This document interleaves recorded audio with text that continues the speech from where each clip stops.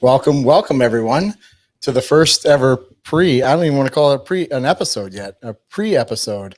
Beginning. Are we going with volleyball video dads? I think that's what we're doing here, right? Volleyball video dads. I think that's what it is. The four of us have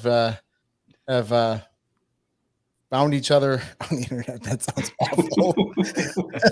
But it's perfect. I mean, it's exactly what happened. It's exactly what happened. All the VD you can get. Yeah. And there it is. It didn't take long. No, you know it's coming. We're going to make a drinking game out of this. Everybody that's watching, every time we say it. Right. Anyway, we are four dads that have been watching our daughters play volleyball and decided to get into the video editing portion of this. And the four of us found each other on a video editing website. And the rest is history. I mean, how long have we known each other now? It's been probably 2 years. Yeah. I know that I started videoing in the spring of 2020. And I think that's when I first started messaging you, Dan, asking about, equipment and how you set up, how you filmed. It really gleaned a lot from what you were putting out. And then I think we both found Jim out there, starting putting some stuff out, reached out to him, and then along came Travell. Yeah. I was straggling along, and Matt took me in like a stray dog. And now that stray dog has turned into a beautiful steed. Yes, it is. So that's the quick and dirty story for the four of us. We decided I'm sure more that'll come out. Yeah, I'm sure it will. We decided that we should do a podcast because we all know a lot about the volleyball world for prep, and we just decided we would talk about it on the internet and see where it takes us. So here we are. I'm Dan. Nice to meet you, everybody. But I don't know, the other one is, we got Jim down there, otherwise known as Jamazing. That's his YouTube handle. We got Matthew over there and Travell. All four of us are on Facebook and YouTube. And I guess somebody want to bail me out here? Yeah. It's fun just watching you squirm. I mean, it's fun to watch you squirm. Let's just. I know it is. On you. It's first episode jitter. We'll call it first episode jitters. Yeah, we'll call it that. What are we going to call it on the second episode? Yeah, we'll figure it out. Yeah. So I think that we wanted to we wanted to talk about the end of the season, and get started with that and wrap everybody up. Because the season did just end. I mean, if you guys follow, obviously we do, but whoever else is listening follows all of the volleyball Facebook groups, things like that. The AAU tournaments in Orlando just ended up. Then you had the other tournaments, national tournaments up in Indianapolis just wrapped up. How long did they actually go on? Like 3 weeks each? Is that about how long they went on? Yeah. Easily. Yeah. Yeah. So I think that Dan, you and Jim both went to nationals, 2 different national tournaments, one in Orlando, one in Indianapolis. We didn't make nationals. We actually got to compete some national qualifiers. Did pretty well, and it was a great experience for us. But we actually wrapped our season up in mid-April at one of the national qualifiers. I don't remember exactly where we ended up placing. I do remember we knocked off the 1 seed in our pool, which was a lot of fun. Nice. It was an amazing 3-set match. Girls really came alive, and it was just a lot of fun just to watch. Even the parents were into it. Everybody's cheering and yelling. I'm trying to video, and so the camera's constantly doing, this, and that's what made it fun. And I was glad I was still able to use some of those clips and some of the reels that I've put together for that one. But that's pretty much where we ended up. And then, watching the other teams, in our clubs that were competing for nationals was fun to go help them out, as they were prepping for that. But now it's kind of that lull. I don't know, I'm in Arkansas. I don't know about you guys, but we have a dead week. They call it dead week, but it's really 2 weeks. And so we haven't done any volleyball. I haven't mentioned it. We don't talk about it unless, it comes up. Just everybody needs a break. Yep. We actually go straight from school ball to club ball. You have the dead week, and then you're right back into school ball again. So we've enjoyed the break, even though I'm having some withdrawal symptoms really bad. I was just going to say, I'm sure most of us are experiencing those withdrawals already. Oh, yeah. Yep. Before we get into it, we should probably talk about where our kids are at age-wise, level-wise. My daughter is in 16s. Where are you guys? Where are all your kids at? So my I know daughter some just of you finished have up. multiple kids Yep. in volleyball. Yep. God bless you. Yeah, mine just finished up on the 13 season, so she'll be trying out for 14s next year. Or actually next week. Mhm. Let Matt go My daughter's just finished 14, and we're headed into 15 next year. Okay. Going to be a So I've freshman got for school ball. So I'm a little unique out of the group here. I've got two girls that are playing. One was her first season at 10U, so really 11U, since that's the lowest that the Yep. seeds go as far as the team formations. And then my oldest, who is 13 now, going into 14U, just finished up their season in May, or I think it was the end of April, with the regional qualifier. We didn't qualify. We had some teams in our club qualify, and so some of those teams went to both AAU and USAV nationals, and so my daughter's been training up a little bit. So that's kind of how we ended and slash started our season, because ours hadn't really ended. I mean, we once our season ended, they still do training weekly, and so um, unless they opt out of it. But for us, it's been a continuous cycle. So Dan, if you can link up the my GoFundMe page somewhere right here, and Yeah, right. let them know that Yeah. Well, this We want to need know some where help. your, Need some where your help. money tree is, because Yeah. man, oh man, that's a lot. Yeah. My GoFundMe hashtag is Make Matthew a Millionaire Foundation. So, Yeah. Well, the link in the bio. yes.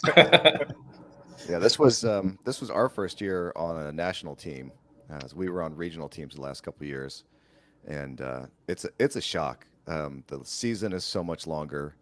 The amount you pay for travel and how much time you spend traveling is a whole nother world. So It is. that was Something that doesn't shocking. get talked about when especially if you're a parent that's just getting into volleyball. That's an expense that you get hit in the face with, because Yeah. you're not even ready Yeah. for that You have part. no So, clue. Like Yeah. we had no So- clue. Now my oldest is 19. She did regionals, so she went to nationals once, but it was in Minnesota, which is like we're in Wisconsin, so it's like literally 5 hours away, and it wasn't bad. We were there, we were gone, and our national route was it was more of a regional nationals, because they would go to like one state over with 3-4 hours away. Literally, we Yeah. could go there on a Friday night and come home on a Sunday and be fine. Or if we wanted to, we found locations where we could like puddle jump from there to there and not have to spend much money. When my youngest now, Sydney, when she got into it, it was a whole different world, because she's better than my oldest. So We're gonna so fix that in editing. Don't worry. she went to a really good team right away, and they travel all over the place. So we're going 5, 7, 9 hours away, and it got expensive quick. Holy crap. Yeah. Holy crap. And then we've got parents on our team that have since then we've moved to a different club, but there's parents that are still have a kid at a national team on one club and then a national team on the other club. And they're like, one guy, he had 36 tournaments he had to go to Oh, every wow. weekend. His wife Yeah. and him were splitting time. How do you, I Yeah. don't even know how you do that. And Like, so that's something I'm trying to figure out right now, because yeah, Travell, here in a couple of years, man, I'll be you in are, that boat to where we're trying to figure out who's staying in town, who's going, yeah. which town we're both traveling to. How are we going to do, childcare for Mhm. my other two kids that I've got? So it's Divide and conquer. yeah, it's definitely going Well, to be a then task. So as they get older, the like 12s through 14s are usually the same weekend at most tournaments, and Mhm. then the 15s through 18s are a different weekend. Yeah. So you're gonna spend 2 weekends in a row at the same Yeah. place. Yeah. That's gonna get hard. It's, I have a yeah, lot of it will. friends who do that. it's Like one I- parent goes for the weekend with one kid, and the other parent goes the other weekend. Yeah, But that may be regardless, what we it's have to still a do. lot of money to travel. It's still a lot of money. You're spending It 2 is. weeks in hotels that Yeah. aren't cheap. Oh yeah. So again, that GoFundMe, can you put the link there right there? Yeah, we'll drop it in Get you a there. banner. You've got our sympathy. Yeah, You've got many more years to go. So yes, I do. let's talk about we're going to talk about the season ending, wrapping up. I know that Sydney was in nationals. Jim, your daughter was in nationals. Mhm. Before we get into like actual national stuff, Matt and Travell, when you signed up, when the girls signed up for the regionals, what was it, a regional team that they signed, that you guys committed to? Is that Mhm. is that safe to say? And then Right. if that's the case, then did they, if you're going out to a national bid, like that you're going into these things, what if you were to won that? How does that work? Would you guys have taken the national bid and gone? Mhm. I mean, is that a parent thing? Because I know, like, when we signed up for a lot of that stuff, our nationals, like my, we're never like on the one's national team where we know we're going to get a bid and we know we're going to go somewhere. We're like the 2 or the 3 seed in the early days for that. So it was kind of one of those things where, okay, you decided as a team if you were going to make a nationals run and go to Florida, or if you got a bid, you were going to go to Indy. How do you guys, like, how did the teams that you guys had your daughters on, how did that work for you guys? Did you guys talk about it before? Was there always a thought that maybe it would happen? Or was this oh, wow, look at this, we might actually make it? And if so, what did you guys do in that situation? Yeah, so it was a little bit unprecedented for us this year because typically, your national teams, your ones teams, are going to be the only ones that are allowed to go to a national qualifier. And then obviously, if they get the bid, they have to commit to going to the national championships. Um, but for us, the way that this age group is stacked here locally, the talent was so great that really you almost had like a 14-1 and a 14-1.1. I mean, just because the talent was so close. And so our board actually approved our team, which was a 14-2 regional plus team, actually approved them to go to a national qualifier. In order for us to do that, the team had to agree and commit to that if you win, you are on the hook to go to nationals because the clubs are you get reprimanded or docked somehow from future tournaments if a team backs out from the bid. So we had to make that commitment. We didn't have to pay for it up front, but we definitely had to make that commitment that if we won, we were definitely going and we were paying to go to those tournaments. Yeah, so for us, and I'll start with my youngest. She was on they classified as a 10U team, but technically they're 11U. And there were so many young girls. I mean, we had a girl that was, 7 years old on this team, and so there's a brand new team. It was my youngest daughter's first year of club volleyball, of actually, competing in tournaments. She's done training for a little bit, but this was her first year, so there was really no expectation that we were going to go that far. I mean, we were, they're young, and so we just kind of rolled with whatever success or, learning they did over the course of the season. Now, my older daughter, That's good. she's been playing club for about 4 years now.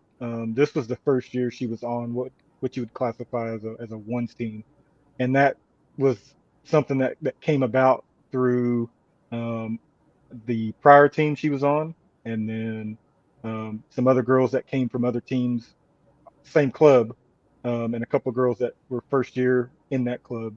They kind of put a team together, and they ended up being the ones team. Once they looked at everybody over the course of the off season and training, and they started classifying, who's ones, twos.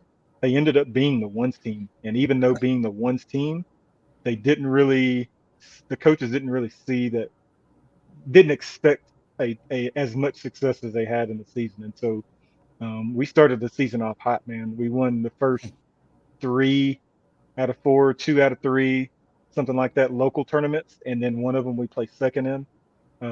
We won. We went to a couple of out of town tournaments and did decent. But I mean, we locally we had some good success. We traveled and played up a little bit. But somewhere in the season was when they realized, like, yo, they're a lot better than what we evaluated. Somewhere along the way, they got better, and we need to probably start considering, you know, the possibility of going to a national tournament. And so out came that conversation, and they, presented us, hey, we've got some options as far as nationals. We think this team can make it. We think they can do well. And so if they do, they had us, we had to sign these forms because, like you said, Matt, the club is liable if we get a bid. If we win a bid and don't take it, then the clubs can get, reprimanded. They can get fined. You know, girls can potentially lose games the following season, stuff like that. So Yeah. Rankings They go came down to all us. that. Yeah. Yeah, they came to us, and so we made sure we had to sign some documents that said, hey, if we get this, like we have to commit to going to nationals if they get a bid. And so ultimately we made it to our regional qualifier. We fell short. We made it to a gold, but we fell a little short. And so that's kind of where our season ended. And that we didn't get to experience the national um, atmosphere like you guys did. So y'all can probably shed a little bit more light on what that's like and what to expect and stuff like that. So you got a little more rest A little bit. because I could use it after nationals. I could use a little more rest. Did you end up going back, Jim, or no? No, so we so we were in Indianapolis. We have family outside of town, so we were staying pretty much 30 minutes outside of Indy, and we have some friends on the older teams there. We were really close to going back to watching them on day 3 and day 4, but my wife said, "Nah, let's just spend time with family. We've had enough volleyball for this year," Hmm. which I was okay with. Yeah. Right. It's that itch. It could have been fun, but we were we were dealing with some emotions about how the season ended and some stuff Yep. that went on with the team. So it was probably better to keep a little space, give it time to breathe. Yeah. Yeah. But Probably. overall, yeah. So our experience, it's hard to say this season was anything but successful as far as the team goes. We played open all season long. It's pretty up and down. I mean, I think there were only a couple of teams that were just clearly better than us, and the rest of the time was just our girls learning how to play together. We had um, a lot of new faces on the team this year. This was our first year with the team, with this club, and I think like 3 or 4 of the girls were on the same club last year. So a lot of just growing together, getting used to each other, getting to know each other. So pretty up and down season. But at regionals, the Lone Star regionals, these girls got hot, man. They were tearing it up. Beat the 3 seed, beat the 4 seed, and ultimately lost in the finals to the I think they were the 2 seed, Houston Skyline. They're Mm. they looked like they were 2 years older, and they were just they That's were tough. That's stuffing tough, us man. at the net. I mean, they were When you can pull from 7 million people Yeah. in the city of yeah, Houston, right. you Yeah, can get Houston pretty much whatever you Dallas. want. Yeah, Their that's talent pretty pool tough, was man. ridiculous. But that was a really amazing tournament. Those girls played their hearts out, got on a real hot streak, and ended up getting their USAV bid at that tournament. So we played at the nationals level at nationals. That sounds redundant, but that's how it Yeah. goes. Hmm. So we were seated 16th, finished 19th with definitely some missed opportunities to finish higher. We on day 3 we still had a shot at silver bracket and lost the tiebreaker in our pool by 1 point, point differential. Oof. So they were close. Man, that's a tough one. The message Everything. is, hey, you got to play better. Every Yeah, point matters. that's it. Every point That's it. matters. It's true. But, We yeah. our my daughter, there's a lot of things that happened. She played for the #1 club in Wisconsin on a 2s team. I'm sorry, on a 3s team, which is basically any other club, it's a 1s team. So she played there, and there was some issues when they went to do tryouts this year that they took this group of girls that became really close, like best friends, and split them all apart. And I've never seen 16, 15-year-old girls at this time band together and go to another club as a whole with very minimal parenting Wow. guidance. Wow. They decided on their own that they wanted to play together, and they didn't care where they went. So they went to a different club, a rival club, which is a second to the first club that she was at. And they all got bids to a 1s team there. So they all went there, minus a couple who regretted it. But regardless, they all went there, and it was a lot of talent, melding with a lot of other talented girls. So we had 10 girls that all worked together. it took about a month and a half. I would say 2 months, month and a half, 2 months to actually get hot. There was a lot of just abnormal errors, serving errors, serve receive errors, like missed passes, like a whole bunch of stuff that you would think, man, your youngest daughter's team could probably beat them. That's how bad it was. Like, they're giving up 10, 15 points in missed serves. It was awful. And it's not what they were. It was just they were trying to get together. And then they got hot at the right time and went way top. And we were at the Bluegrass tournament in Kentucky. And that's when they turned the switch on. I don't know. You'd see them once in a while, a set here, a match there, and then they would just go cold, up until this point. And they just turned it on, and we went all the way to the finals, and we were playing.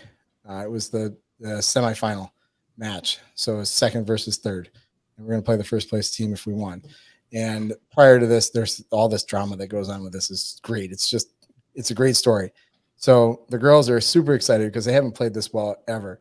And they beat this other team, which was a open team, and they play in Premier. So they're in the open. This open team plays down into Premier so that they can get a bid to nationals. Yeah. Well, we beat them, and the girls stormed the court like they just won the whole thing. And the team that was waiting for them to play them was mocking them and making fun of them for doing it. And we're like, seriously? Like, at first I thought they were just goofing. No. So we find this out later because the coach walks over and to where the girls' bags are and overhears the girls from this other team that we're about to play calling us the psycho parents. Because we're all like, everybody's super excited. If anyone has figured out, we're like over the top, like parents, where everybody's cheering, everybody's having a good time, everybody's making fun of everybody else. The girls love it. Like everybody gets into it. Sometimes we get the refs involved in it. It's like, it's always going with us. We're always talking, always, doing stuff, always getting excited. Well, these other girls, I couldn't believe it. Like, I was like, no way. They did not say that. They did not say that. Well, we go and play them. We take them to 3 and they beat us. Okay. Granted, this is clearly a better team, but we played really well. Well, after they beat us, they storm the court and they get up and they start mocking us. Like, not us, the girls. Yeah. The girls are like, are you kidding? Like, they didn't think of it. They're kind of like, oh, whatever. Well, the coach, our coach, was like, are you kidding me? Did they really just do that? So she walked over and she talked to the coach and she goes, hey, coach, great win. Totally respectable win. I say, but your girls, it's a little disrespectful doing what they did. I just want to let you know that, that you can hurt feelings doing that. And the coach laughed at her. We're like, are you kidding? Are you kidding? No way. Like, and granted, these coaches are like in their 20s. Like they don't give a rat's ass, which is fine. Whatever. Totally get it. So what do? Well, they have to ref. Our girls have to ref the championship match. So we aren't going anywhere. So we all go over and we stand behind the other team and we are just cheering louder than we cheer for our girls. And the parents of this team are like turning around like this. Like one of the parents, like after the first set, she's like, why are you guys like, this is great, but why are you guys cheering for us? So we told them that story. Like, oh, we totally get it. Well, thank you. So it came down to the second set. They lost the team that beat us lost the first set, and they came down to the second set. It was close, the second one. Well, there was a bogus call. It was the right call, but it was out, and they were calling it in, and they were trying to argue with the ref, and it was one of our girls that made the call out, and it was clearly out. The referee had enough of them because the girls, all they were doing is complaining about the calls because they were losing, and the ref just had enough. So he called it, got down and walked away, like literally walked off the court. Like, I'm done. I'm not dealing with you guys at all. Out. And the coaches were like making comments to our one of our girls, the one that made the call on the line. Like, and this is like one of the most timid, honest girls that we have on our team. And they were, it was absurd. So this is where I'm going with this. We go to nationals at AAU in Florida, and we're doing well. we're ranked. I think we ended up ranking 31st, I think, in Premier. So we get down there and we went 2-1, 2-1. Third day, we go 3-0, and now we have to play a crossover match for gold bracket. Okay. So if we win this, top 24 teams. We win this, we're in the top 12, gold bracket. We're playing the 1 seed because we're the 24 seed. So if we lose, we go to the bottom bracket, consolation bracket, whatever. Well, guess who we're playing? The rival team that taunted us. Yeah. I shit you not. It couldn't have got any better. Like chills are like, I'm getting chills right now just thinking about it because it's such a great. And the girls are like, story. we're playing them. We're gonna kick their ass. Like they're 16-year-old girls talking shit is awesome. So It's the best. So we get out there, and now we play in the morning, and now we have to wait till 6:00 to play. Well, we all left, did some tailgating. Girls got lunch. We laid down for an hour. I mean, I laid down for an hour. Girls didn't. And we head back to the convention because we're like 3 minutes from the convention center. Walk in there. The girls are waiting because they want the certain side because the way we have it, the way it's set up there, there's a net on one side, so you don't get a back row. So of course, video dad wants the back row so we can get on the back row and get the shots. The girls are like, yeah, we'll take this side. So they're literally standing huddled over the team, getting ready to go out, and they take the ball court, the it's just so funny. They take their balls and everything, and they roll them out there, and they start warming up. Well, the other team comes over, and as my daughter says, they drop the crip on the chairs. One of the girls sprained her ankle, so she's the cripple. They call her the crip. They throw her on the chair, and they're like, "Are you kidding me?" And then they start like warming up with our girls. And we're like, "What? Really? Like, did this just happen?" Like these girls don't give a shit. Like it was crazy. So the girls are like, so coach is like, high road, let's go over there. It's fine. So we all have to get up and go over there. Well, it's okay. So in the meantime, I should back up a little bit. In the meantime, we have gone around and talked to everybody else, and everybody in our club knows the story about this. And then of course we all have friends in other clubs that are down there. We're like, you got to come to crossover match, 6:00 coming tonight. So we had, I shit you not, there was the seats and then 3 rows of standing people on our side cheering. Oh, that's awesome. It was bonkers. It was crazy. It was awesome. And of course, the girls are getting excited, but I think we might have made them a little too excited, because they're fired up. My daughter's like mean mugging girls when they're after she hits the ball, and the girl when they're lined up, and she's like giving that stare before she goes away. Oh my God, it was awesome. And then they're warming up, and then they get in the huddle, and those other girls are dropping like serve balls into our huddle. It was crazy. Like it was bonkers. Like you would never believe that this would have happened with 16-year-old girls. I would expect this with like high school varsity boys. You know what I mean? Right. Like, Yeah. not with girls. So Girls we come got out swagger, and man. we like the girls were shell shocked. I think they were just too hyped. I think we got them too hyped up, and they got bombed. It was like 15-5, and then they started to come back around and climbed out of it, but then they lost the first set, and then the second set they came out and they stayed with them, and it was super close, and there was like loud cheering, but we lost like 23-25 in the second set. So we lost the match, moved the crossover, and then it just it fell apart. I mean, we finished 21st, I think, out of 120 teams, which isn't. I mean, it's respectable. It's totally respectable. I mean, Absolutely. Playing the best teams in the country. Our Super Bowl was Saturday night. It was awesome. Yeah, for sure. So, but yeah, that's. I mean, that's the way ours set up. It was a good experience. I've gone to a lot of nationals, both USA and AAU. There are a lot of people there, a lot.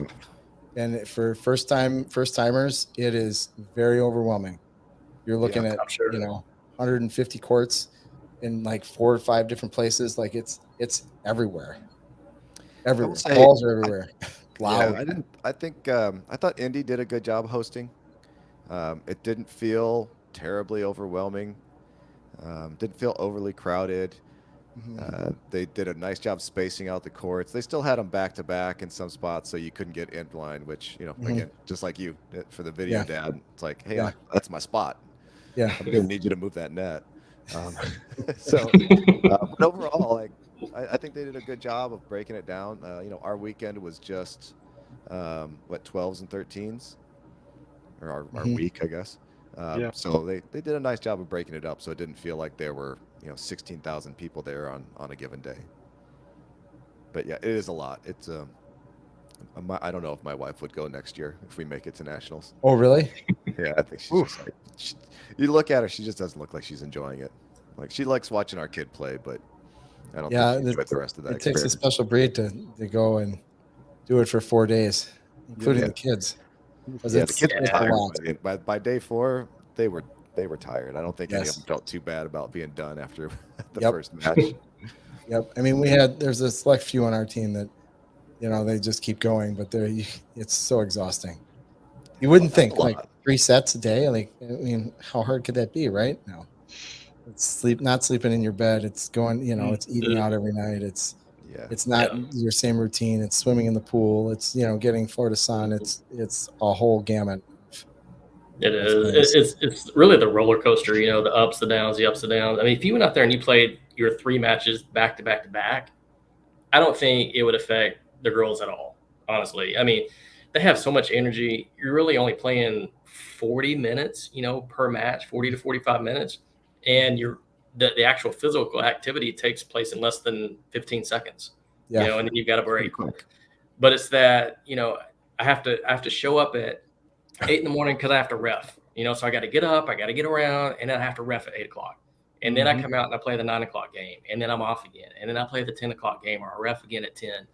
And it's just that constant up and down where you got to be up, you got to be down, you got to be up, you got to be down. And that it wears you out.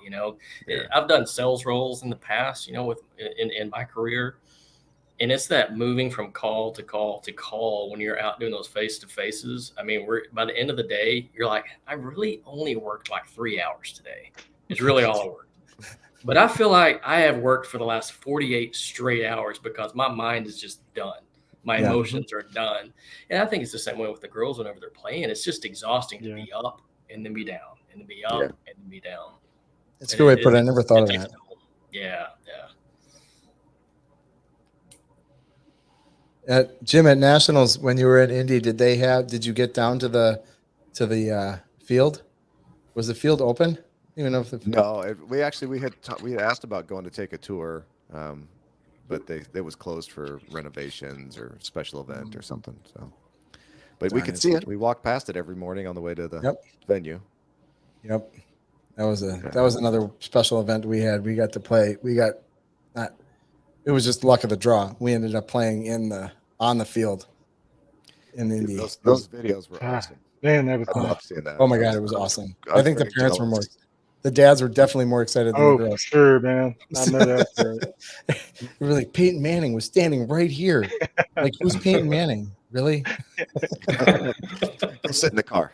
Yeah. Okay. After you're done winning. Yeah. Right. Hey, maybe someday we'll have a tournament at Lambeau Field. Maybe. Wouldn't that be fun? Outdoor? That'd be awesome. Yeah. There's actually they call it the boat ride. There's it's a big farm field here north of here, like 20-30 minutes north of here, and it's huge. Like thousands of people go. It's an adult / teens 4-on-4, 2-on-2 grass courts, and they call it the boat ride. I don't know why.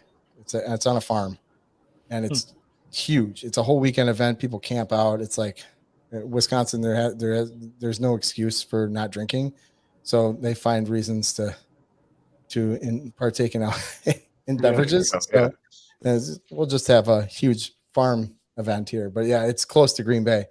But yeah, I doubt Green Bay will ever allow people on the courts. But who knows? I think it's big enough. Dallas it's probably big would. enough. Jerry would.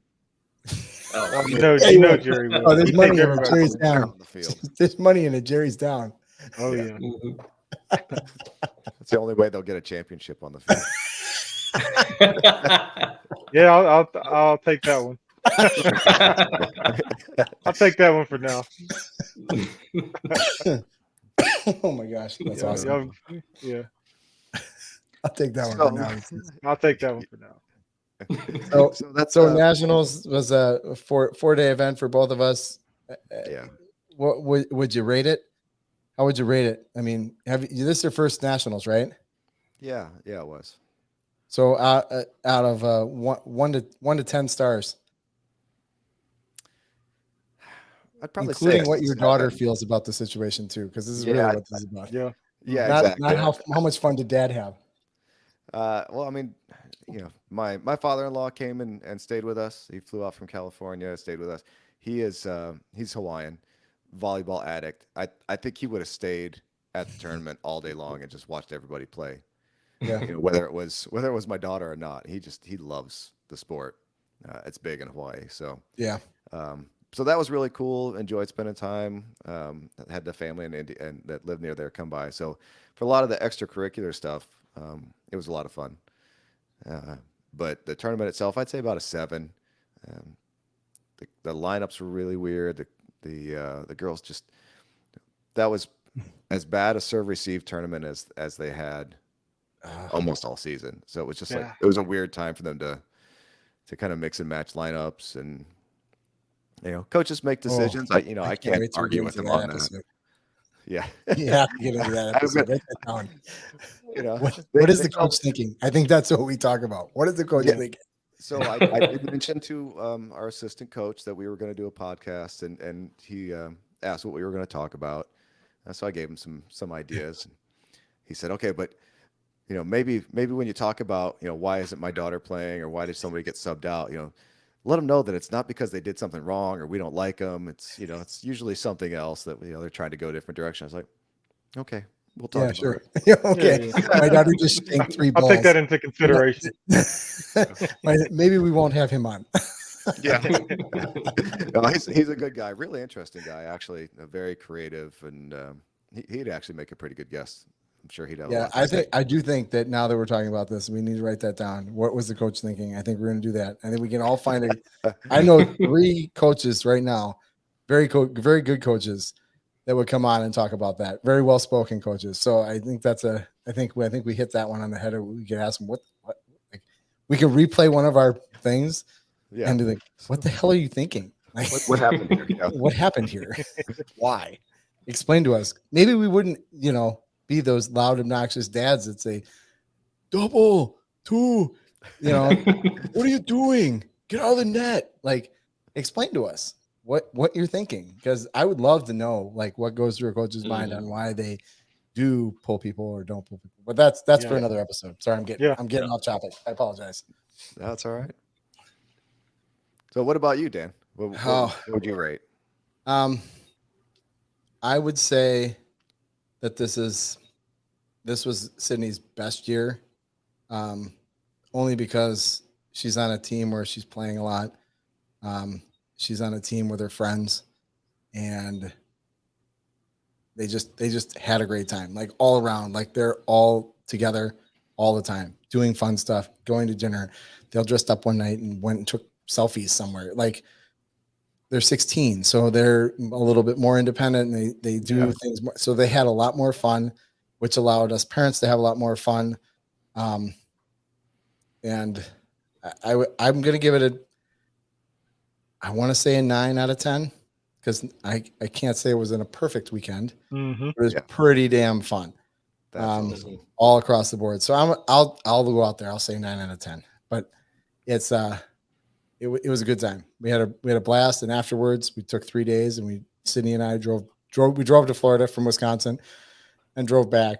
And on the way back, we took our time and took 3 days. So it was 3 days, dad, daughter in the car, driving all the way back. Right there. Yeah. Oh, it's a captive audience. We don't have to make eye contact, so we can talk about anything, Yeah. She's 16, so she can drive some of the time. So There you It go. helps. Seems like and what I've seen, she seems like you in a lot of ways. oh yeah, she's she's gotten in trouble, and she's got benched for snide comments, that meant to be funny. And they did not come off funny. They came off, probably pretty rude. But so I would not change that for time and a place, right? It's all about timing. Yep. Yeah. It's Right. definitely all about timing. We've talked about the timing thing. She's getting better, but it's a work in progress. But she's 16. I'm not going to tell her not to do it. I'd rather be that way than not be that way. So, Yeah. but yeah, I would say 9 out of 10. I mean, we had a good time. Had a good time. Awesome. We finished above where we came in. Volleyball was good. Yeah.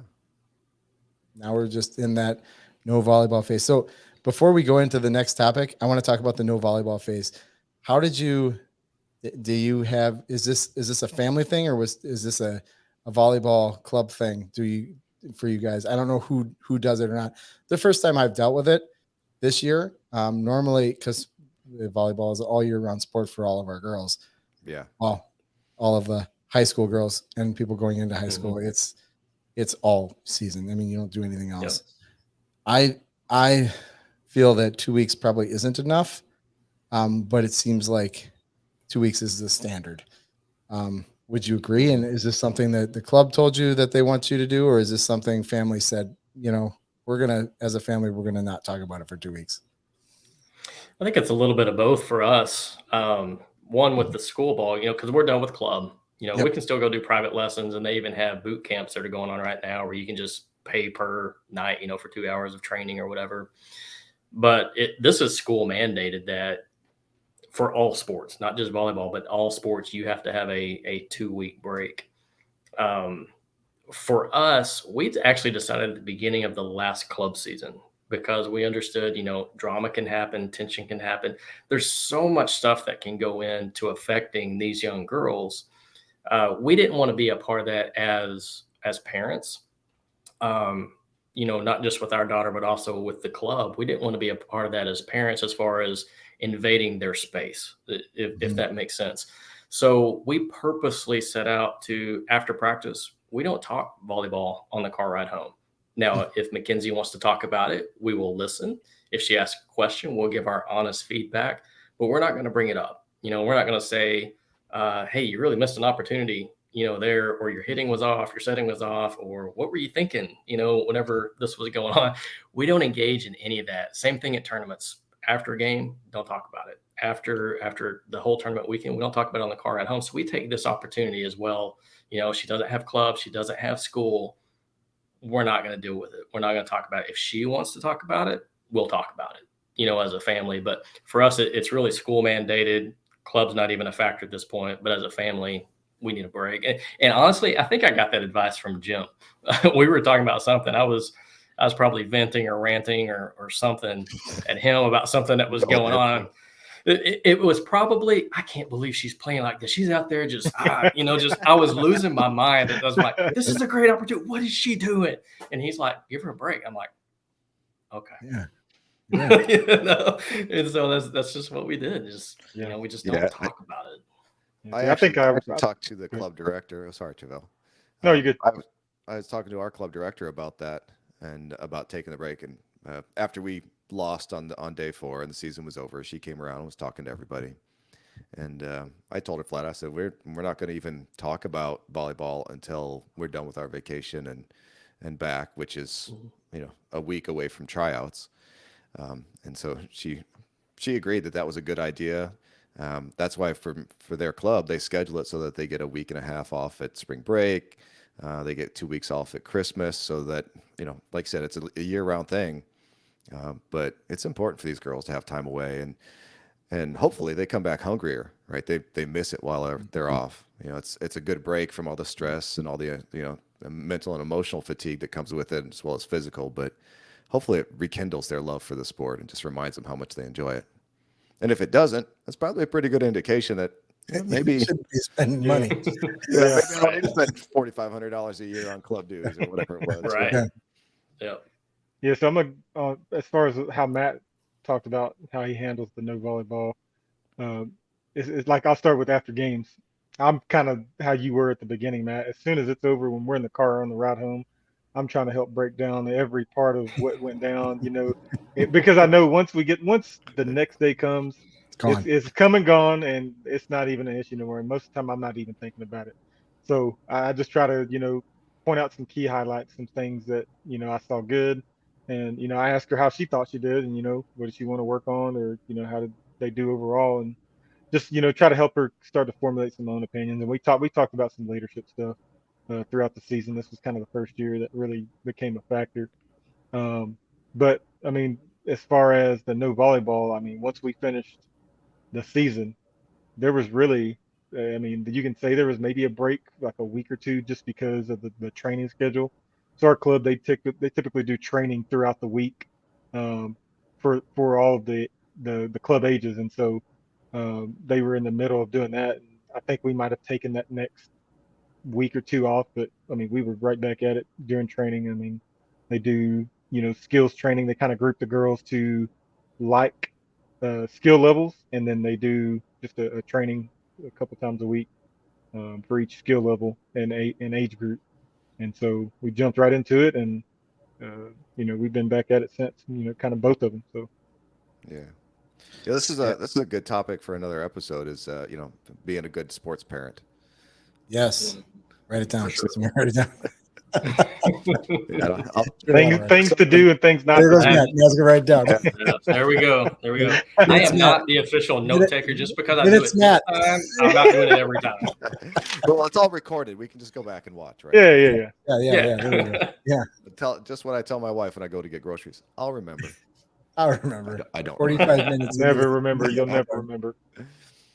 Yeah, I think the last time that I realized that I was that parent that was too intense after the game, we were leaving. It was a high school game. It was she was on JV for her freshman year now.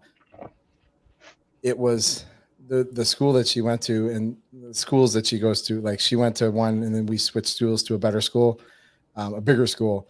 And this is the school that won state. So there's a lot of talent on here. So JV is like a varsity team anywhere else.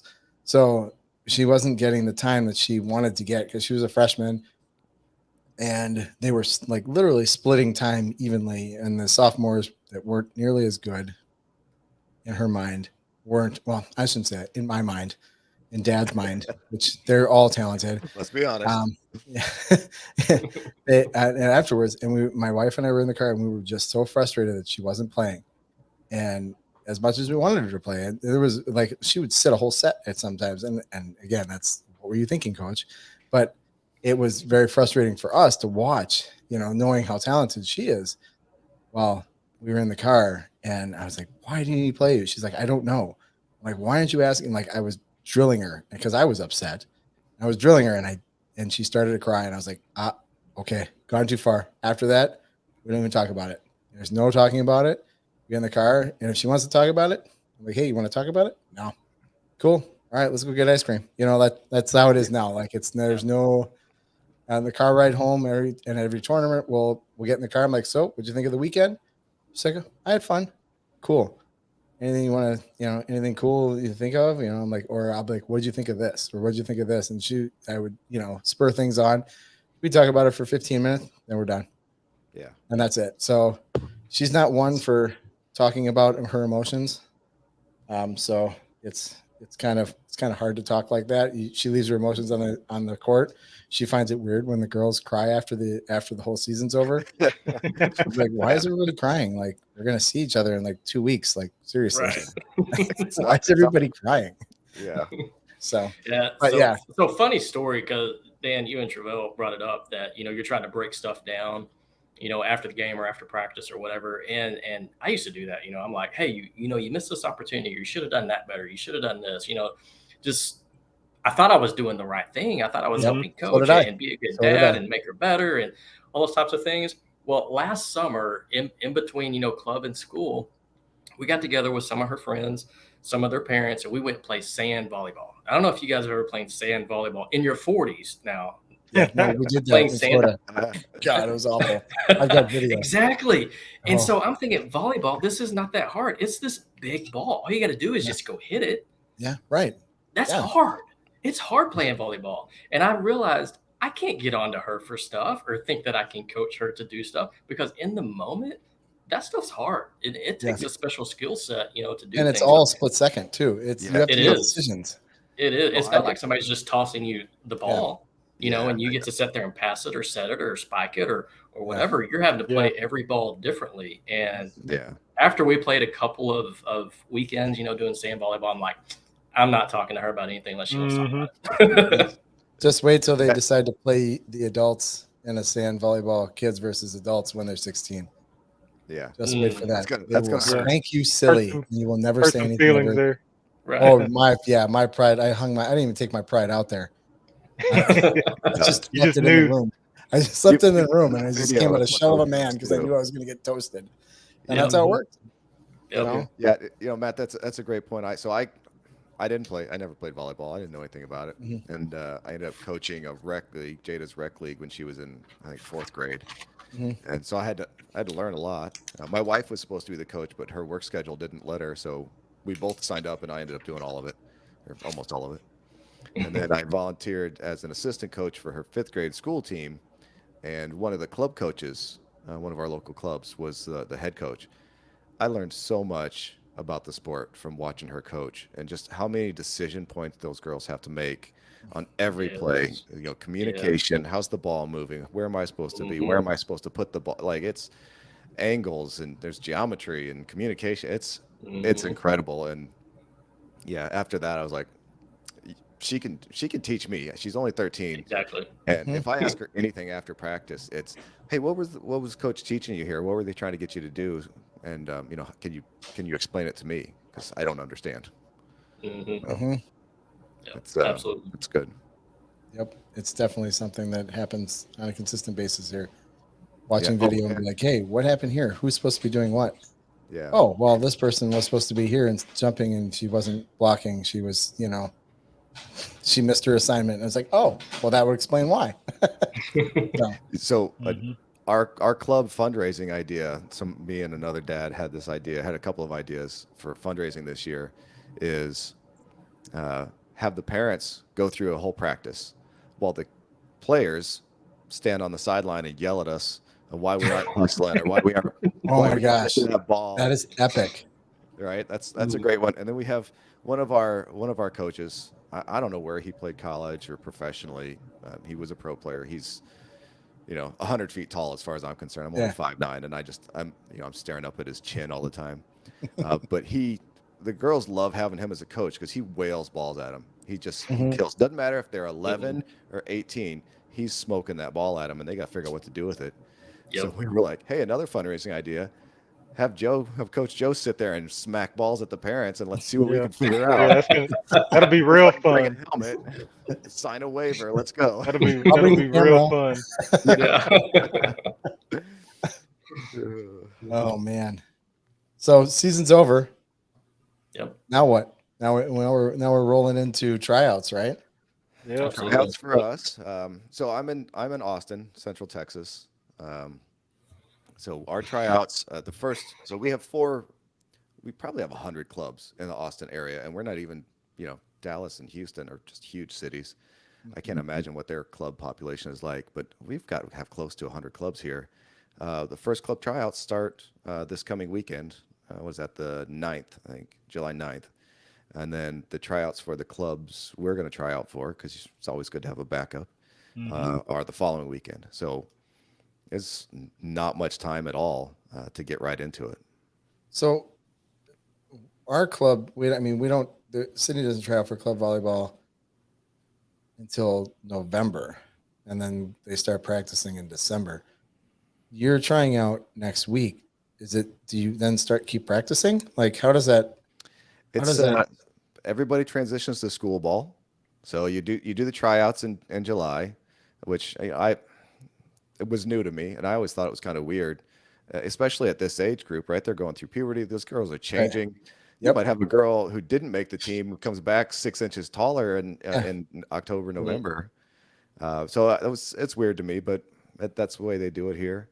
So you make a team, and then you sit until November? You make a team, and then you don't do anything with the club. There are some, there's uniform fittings, and there's some team functions and that kind of stuff, but no actual play or practice until, I think we'd maybe do a charity thing in October, and then start practice kind of late November, mid-late November. But it's even then, I don't think it's not like a full practice schedule. It's kind of light. So everybody just, August is when school ball starts. In fact, I think for high school, it's the beginning of August around here. Mm-hmm. Yeah, I'm still a year away, so I don't have that schedule yet. But yeah, no, for high school ball, it's that white in Wisconsin. It's now.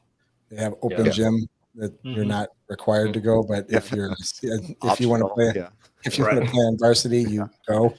Right.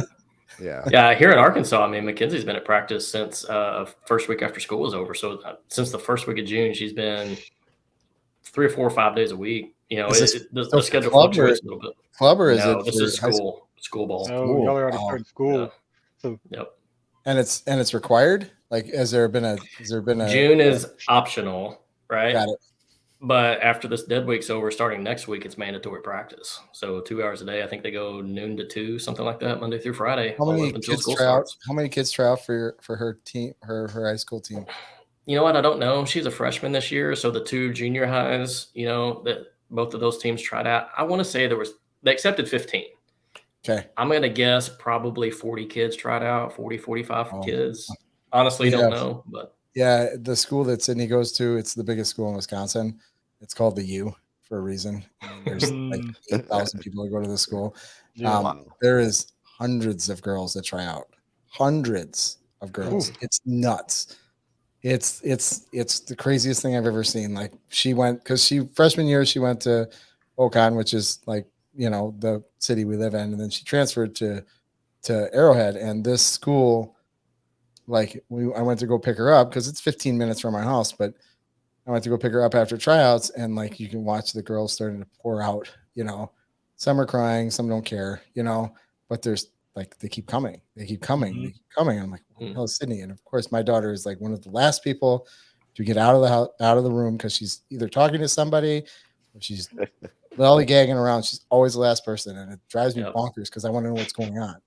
I think she does it intentionally, to be honest with you, but she comes out and it's like, hey, get in the car. She's like, yeah, guess what? I made it. Like, it's all there's casual. lots of people. It's not like a, yeah, you're going to be one of the people on the team. If not, you're like the one person that doesn't make the team. You know what I mean? Like, it's like super competitive, and you really have to be on a club team to actually play with these teams, which it's way different in other cities, 30, 40 minutes an hour. Oh, there's one. I saw one. Yep. I I mean, that's the way it is here, is that, if you don't play club ball, you're probably not going to play in school. You're probably not going to be a starter anyway. But, there's definitely, I say there was 40 kids tried out. I honestly do not know. It might have been 50, 60, something like that. It's nothing near to what, you guys experience up there. And we're one of the smaller schools around here. What's that, Jim? So like, she crawled out. That's awesome. So I'm kind of like Matt as far as where I'm at. I don't know your population where you're at in Arkansas, Matt, but so the junior high that my daughter went to last year that she tried out for, I think there might have been, about the same number of kids that tried out for that team. They had an A and a B team, and so it's really not as competitive. I mean, we've got multiple schools in the area, but the city I'm in Amarillo is not like your metropolitan areas where you've got multiple cities surrounding, and you got hundreds of girls that they can choose from that one high school that are all probably pretty solid. We even had some girls on her junior high team last year that never played club ball that made the A team, and there were girls that played club ball and ended up falling to B team. So kind of very different from what you guys experience in those bigger cities. So yeah. I don't know what they put the water up here, but in our little area, we have 2 really good volleyball teams, and our city that we live in right now is 16,000 people. Like, it's not big at all. And it's something, it's something. yeah. Dan, when you say 2 really good teams, are you talking school? Yeah, I'm talking high school. Club, I mean, we have, there's the only real club. There's 2. There's 2 big clubs, and then everybody else is like a distant second and moving on. But it's I probably in Wisconsin, southeastern Wisconsin, where we're at, there's probably 15 clubs, maybe. And I mean, there's probably probably about 15, maybe 20, maybe 20, but they pop up. I mean, when my oldest started playing when she was 11, 12, like there was like 3, that's it. It's 3, and you make it or you don't, and Yeah. that was it. And then they just started popping up everywhere, and Mhm. now you everywhere you turn, there's a new club that just showed up, this year, last year, and I don't know. I mean, it really comes down when this is another episode for another. It really comes down to like how do you pick a club? Hmm. Another episode. Another Yeah, episode. exactly. I mean, too, you talked about the growth of volleyball. It's exploding right now. From youth all the way up through college. We followed the NCAA women's volleyball championship last Yep. year, Yeah, we did as well. and the growth of like TV viewership alone, the growth was just exponential as far as how many people are actually watching it now. And my wife, she's got a friend of hers that's a volleyball official, and he was posting, to Facebook at the beginning of last season, trying to recruit people to become officials because they can't get enough officials for all I've these seen tournaments that. that are popping up. I've It's seen that. huge. Mm-hmm. Mhm. Yeah, That's we another all know. episode. The growth of That's another volleyball. growth and officials. Well, that's another Yeah. episode too. Officials. Mhm. Yeah. So they can use- Officials. Yeah. The Yeah. officials There's some the really first good day of ones, and there's some that I nationals. don't even know how they even got their credentials. Yeah, especially YouTube- the ones we YouTube had certification. first day of nationals. Yeah, that's Yeah, Yep. it was officiating the first day of nationals was rough. It was disappointing.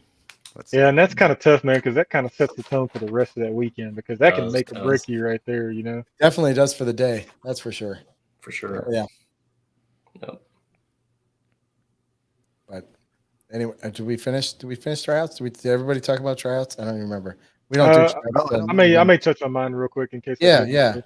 yeah. Ours is a little. So we've got two, as far as club ball, we've got really two top clubs, if you want to say it, in our area, and one is completely different from the other. One, they do tryouts, and the girls try out for these top teams, and then there's another where we're at, and they don't really push tryouts as much, especially at the younger age.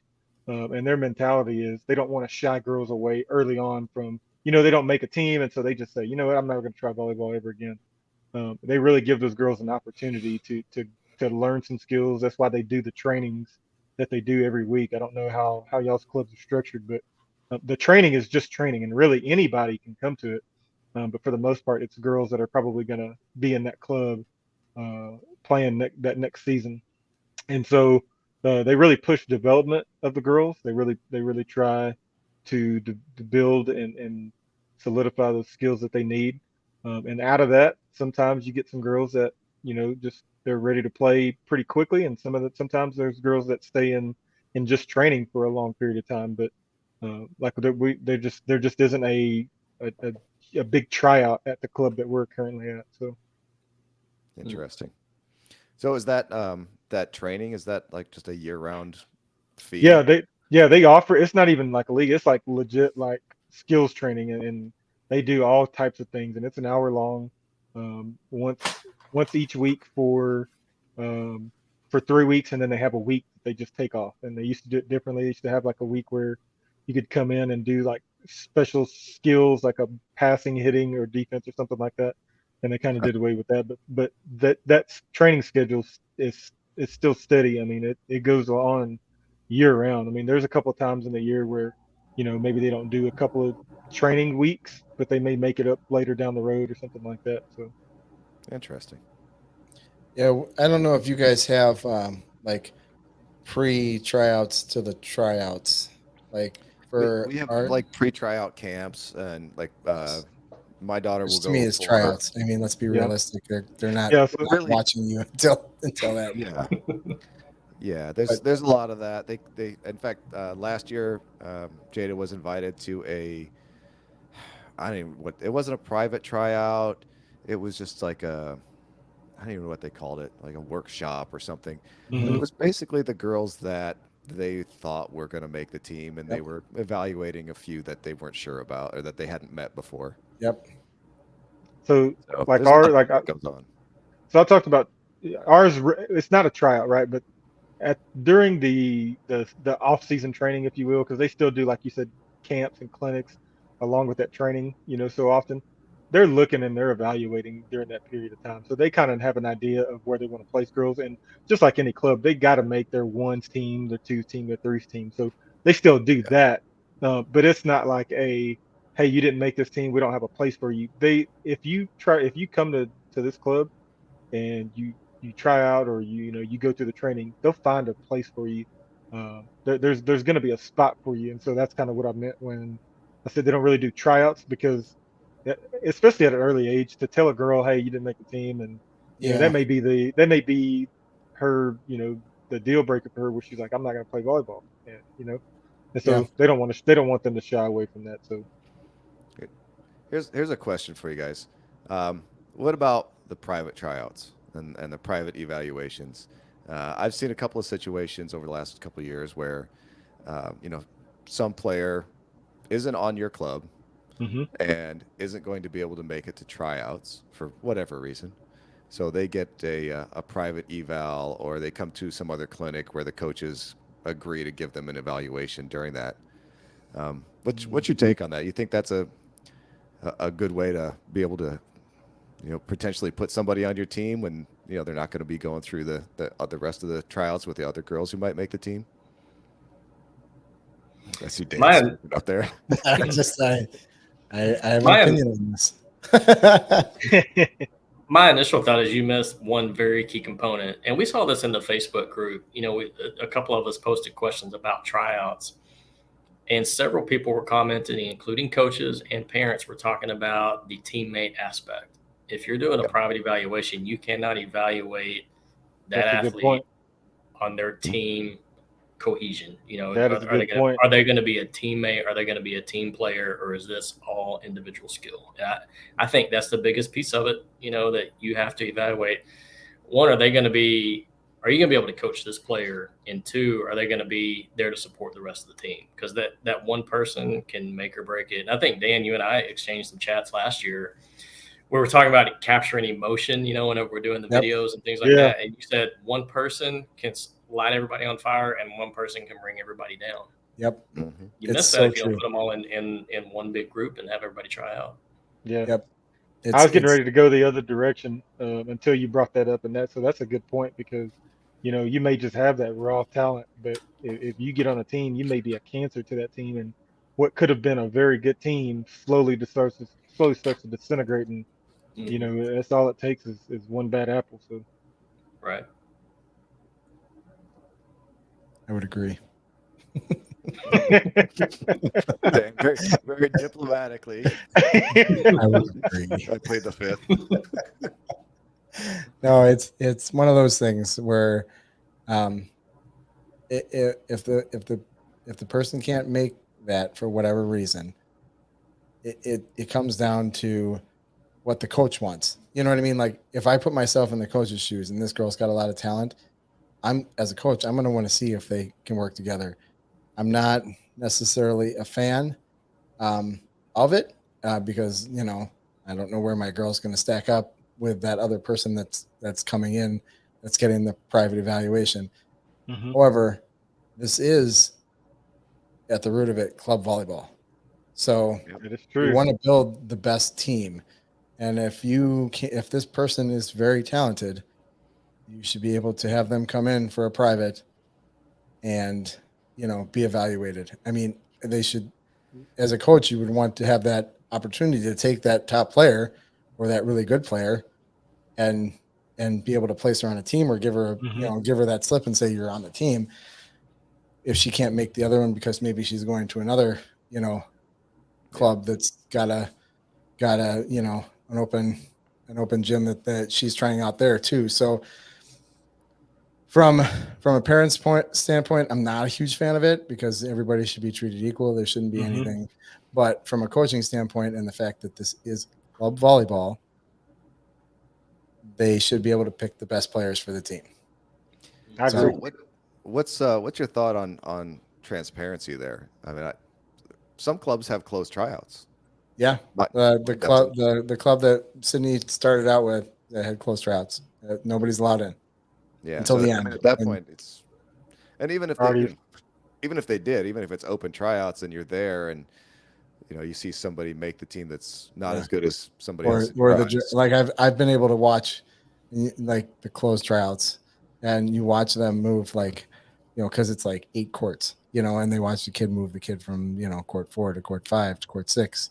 Well, it's not going up. Like court 1 is where they want to be, and then all of a sudden they move from court 6 to court 1, and it's because they're just trying to see who she works with and how well she works with others. It's like it's not where they end up. Like people there in court 6 that are getting picked for the ones team. Like it doesn't matter. You guys have to that's why they have them closed, because believe it or not, there's those people out there. I'm not one of them. I promise you that just will go bonkers and start nitpicking it. Like I've seen it happen, and everybody's got agendas, and it's like I see it too. Closed doors. Figure it out. Yeah. My Ours are all my closed wife and here. Oh, are they? Yeah. Yeah, Are yours, Jim? Ours have been open. I don't know if we went back or we're still at Austin Juniors, they may have gone to closed, but at least for 11s and 12s they were open. Who knows what happens after after COVID and everything. Maybe they've just gone to closed entirely. But my wife and I take the opinion that hey, she earns her spot wherever it is. I just want her to get a fair shake. Yep. 100%. That's all right. I'm going to throw another thing out here with club tryouts. What do you think about your daughter makes a not the ones team? Let's say she makes the 3s team or 2s team, and then a week later or days later, somebody drops from the ones team, and they offer her an opportunity to move from the 2s team to the ones team or the 3s team to the ones team. Do you intervene with that, or do you let your daughter figure that out? Like, I've got 2 stories that I gone either way, and it's one of those things where I am firmly against. She made a 3s team, she's on a 3s team. Mm-hmm. If she makes a 3s team and they move her to a 2s team, where does she stack up against those 2s players? Yeah, that's and a is great she going to question. get fair playing time? Because the clubs that we play at, it's not equal playing time. It's your daughter plays good, she's playing. If she's not as good as the other girls, she's not going to play as much. Or if the coach has or a at all favorite. in some. So what was that? Or if the coach has a favorite. Yeah, or if the coach has a favorite. Yeah. that doesn't happen, does it? No. Yeah, it's a good question, Dan, and my wife and I have said, and I've been told this to every coach that she's had. This is my daughter's journey. This is not mine. If she gets a scholarship or plays professionally, that's not an achievement of mine. That's hers. So I would weigh heavily what she wanted to do, what my daughter wants to do. But I would, we offer advice and guidance. But one of those would, of course, be, okay, you're getting a spot on the ones team. Are you just a practice body, or are you actually going to get to play in these tournaments? Because I don't think she'd. A lot of money to play. There's a lot of money to pay and not right, and that's game, where you know the what I'm saying? guidance comes in. Right. Yep.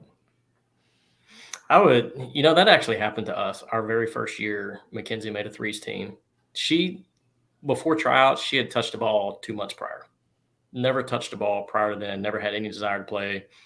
Our friends were playing, boys and girls club ball. She's like, hey, I want to go play. And we're like, are you sure? This is a team sport. This is a volleyball. Do you even know what that is? And she went. She had a lot of natural ability. And then some of the parents are like, hey, you're going to go do club ball with us, right? And we're like, sure. What is, boys and girls club, club volleyball, kind of the same thing, right? No, it's not. Anyway, she made a 3s team, and while we were disappointed because we didn't know anybody on the team, her friends were playing, on 2s or a 1s team. We're like, well, I'll just go. Well, after the second practice, the coach for the 2s team came up to me and was like, hey, we had a player drop, and we want to bring her up. I'm like, well, what does that mean? Because I'm still thinking this is boys and girls club ball, and we're just going to play on the weekends instead of, like Mondays and Wednesdays. And I'm like, what does that mean? And I'm like, well, we wanted to play on the 2s team instead of the 3s team. I'm like, I mean, I guess. I mean, do I have to pay more money, or what is this? And they're like, no, it's the same Always the question. fees. That's always You're the just question. they're like, she's just gonna be on the twos team. We're gonna hit some different tournaments. She's gonna get some different experience. I'm like, well, I guess it's her decision. And she just looked at me like, I don't know what to do. And I'm like, oh, I don't know what to do. Well, her brother happened to be there and he was sitting next to me. So she glanced at him and he's like, do it. And she's like, okay, I'll do it. But I say that to say this. Mackenzie probably wouldn't be playing today if it wasn't for that opportunity, because that coach, and we see the memes all the time that a successful coach is not the one that wins the championships, it's the one who has the players come back next year. If that hadn't happened for her, she wouldn't be playing today, I don't think, other than maybe school ball or rec ball or something like that. Yeah. But that coach made a connection with her. And to this day, those two constantly pick on each other. I mean, scaring each other when they run into each other, talking to each other. I guess I would say it's passion. He really ignited that passion in her to keep playing. Has she had some ups and downs since then over the last 3 years? Sure, every girl has. Mm-hmm. But she stuck it out, I think, because she had that first year solid experience of having that opportunity to move up. And I think that it made a huge difference for her going forward. Would I let her make that decision, or would I be involved in the decision? I think if the coach came to me, I'd still look to her to see, hey, what do you want to do? Mm-hmm. But me as a guiding parent would say, hey, who's the coach going to be? Because that one coach can really ignite the passion or can make her so frustrated that she never wants to play again. I think that that's where I would probably weigh in. If that answered the question. I can't even remember the question anymore. I started rambling, telling stories and, all that stuff. No, it's a good answer. No, it's a very good answer. It's a great answer. Does anybody know what the question was, right? Jim, how do you feel about it? Yeah, I mean, I think Travell, how do you feel about it? Yeah. Next question. I did not inhale, Senator.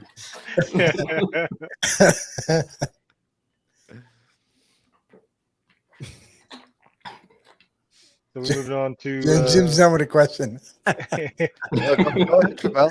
I think I did, didn't I? Did we already talk about choosing the club? No, well, that's a lot to unpack.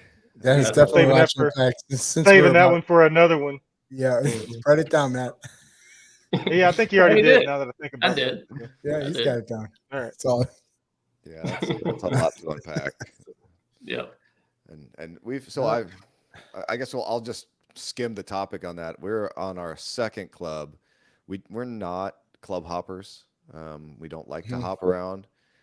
But at the end of the day, it's about finding the best situation for my daughter. Where she's going to get the best coaching. Where if she earns her playing time, she's going to get it. And where she's going to get the right opportunity for growth and development. That's what it's about. So I don't have a lot of loyalty in that respect to any club, unless they're going to give us what we're paying for, because we're paying them for a service. So that's our perspective on it. Yeah. So, I mean, we don't have very many clubs to choose from to if you want to call it club hopping. So, but this year was my first year at looking at and even talking with you guys, that opportunity or that chance to do that is out there. If the club that you're in doesn't fit your needs anymore, if you want to decide to go a different direction, if you if your daughter is looking at a change of pace, a change of scenery, coaching, whatever it may be, and so that's kind of something that ended up happening to us this season. Towards the end, is she started having some thoughts about maybe wanting to try another club, and it could have been some end of season stuff that kind of rolled over, but ultimately she made the decision herself, and I told her, hey, I'll give you my advice, but ultimately this is your decision. If you decide that you want to stay with this club, we'll stay and I'll back you 100%. If you decide that you want to transfer clubs and try something else, there's nothing wrong with going and tasting what else is out there, because if you never had spaghetti, you don't know what spaghetti tastes like. You don't know if you like it. So go out. If you decide that you want to go and try something else, we'll talk about it. I'll give you pros and cons. but that'll be a decision you make. And if you make that decision, again, I'll roll with you 100%, and we'll go forth from there. Yeah, it's kind of like what we did last year. You know, Sydney wanted to try something different. Her friends wanted to try something different. They all wanted to play together. So they got a bid somewhere else, and they all went. You know, so we're That's here to cool. support. You know, Yeah. I do get a little excited about stats, and I do get a little excited about like scouting. Like I you know, if I think in another life I'm going to be some sort of professional scout, because I absolutely love going and finding talent, going and finding coaches. Like all of that stuff just gets me going. So I'm always looking at, you know, coaching stats and, you know, all that stuff, player stats during the season. But it's one of those things where, yeah, if she wants to go somewhere else, she doesn't care. Like I know my daughter's not going to be a D1 volleyball player or even play in college. She has no desire to do that at this point. So this is just to keep her out of trouble and, you know, keep her into something, you know, How's that get her going? to play varsity ball. That's about it. Yeah. How's that going? Keeping her out of trouble. It's going very well. There's no time for anything. There's no time for anything else. So If she's anything like you, I think she'd still find a way, though. yeah, I'm sure she has, and she's good at it because I haven't found out about it yet. So Yeah. You'll hear about it later. oh yeah, When I'm the sure. statute I'm of sure. limitations runs out. Yeah. Yes, exactly. When she turns 18 and she can tell me without me grounding her. But yeah, Well, I think that's uh, probably a pretty good place to wrap up there with. yeah. I would. Yeah, I pretty would good agree. first episode. I would agree. Let me make sure that I agree so I can turn it off. There we go. All right. So, preseason, season 1, episode 0, negative Yeah. 1. Call it, yeah. Just in case we need a redo, we can call that one episode 0 or 1. Yep. There you go. Well, you know, we could also end this by saying, you know, making our plug for our Volleyball Dads Facebook page. Yes. And, Yep. Join the group if you're not there. Go ahead and join it. Yeah, and if you have topic requests, or maybe somebody you want us to bring up, yeah, there you go. Yeah. Yeah. Always leave it. Hashtag. Right there. Yeah. Right there. They're all different. So we're looking at each other in different spots. Yeah. Right. I'm pointing the same direction you are, and it's not the direction that he's actually at. So. Anyway. Yeah. Classic dads. Yeah. Four dads pointing. Different directions. Yeah. There you go. Yeah, we're the Brady Bunch. Yeah. I look this way, but Travell's that way to me. Yeah, so that's exactly what happened. So we'll figure it out. Yeah, this is the first episode. We'll figure it out as we go. That's right. Yeah, but like Jim said, if you guys got something that you want us to discuss and bring up, especially from our experience, you know, let us know in the group, and we'll definitely add that to the list of many topics that we have talked about that we want to discuss, and I'm sure there'll be a lot of good things that come from it. Yep. Yeah. Absolutely. Well, take care, everyone. Yep. Until next time. See you until next time. Bye all. See ya. See y'all.